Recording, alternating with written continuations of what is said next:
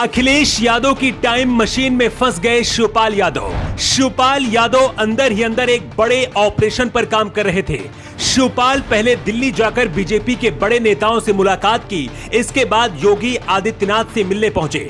माना जा रहा था कि शिवपाल जल्द ही बीजेपी में शामिल हो जाएंगे और बहू अपर्णा यादव स्वागत करेंगी, लेकिन ऐसा नहीं हुआ।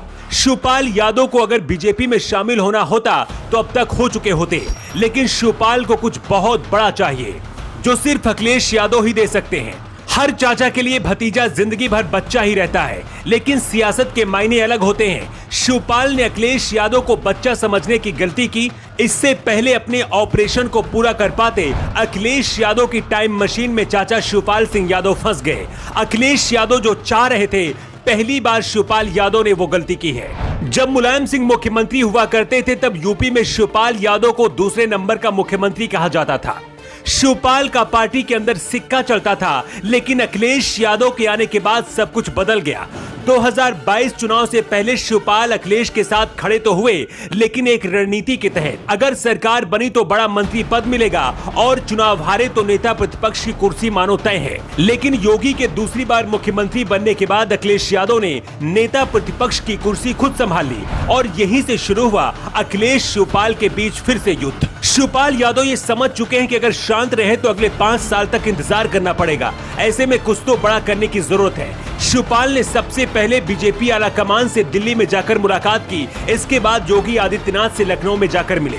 इसके साथ ही आजम खान, ओपी राजभर, स्वामी प्रसाद मौर्य जैसे नेताओं से संपर्क किया।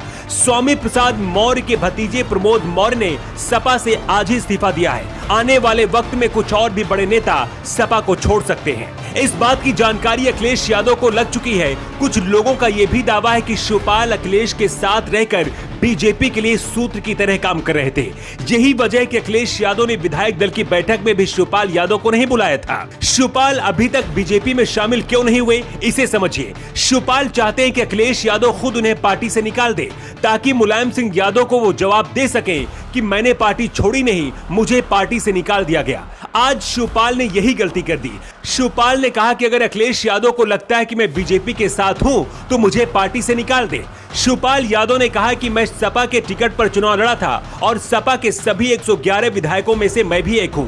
ऐसे में अगर अखिलेश यादव चाहे तो मुझे पार्टी से निकाल सकते हैं। शिवपाल यादव के पास 2 रास्ते हैं। एक रास्ता है बीजेपी में शामिल हो जाएं और दूसरा रास्ता है बाकी दलों को मिलाकर एक मजबूत दल अलग से बना ले।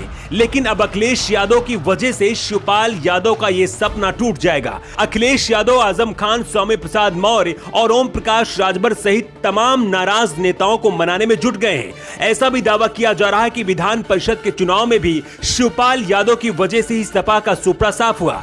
पिछले कुछ दिनों से बीजेपी के कई कार्यक्रम में भी शिवपाल यादव पहुंच चुके हैं। शिवपाल और अखिलेश के बीच की दूरी अब पूरी तरह से साफ हो गई है। शिवपाल ने कहा कि अभी वो वक्त लेंगे और पार्टी के साथ मंथन करेंगे कि बीजेपी में शामिल हो या फिर नहीं। वैसे आपको क्या लगता है, क्या अखिलेश यादव शिवपाल को पार्टी से बाहर निकाल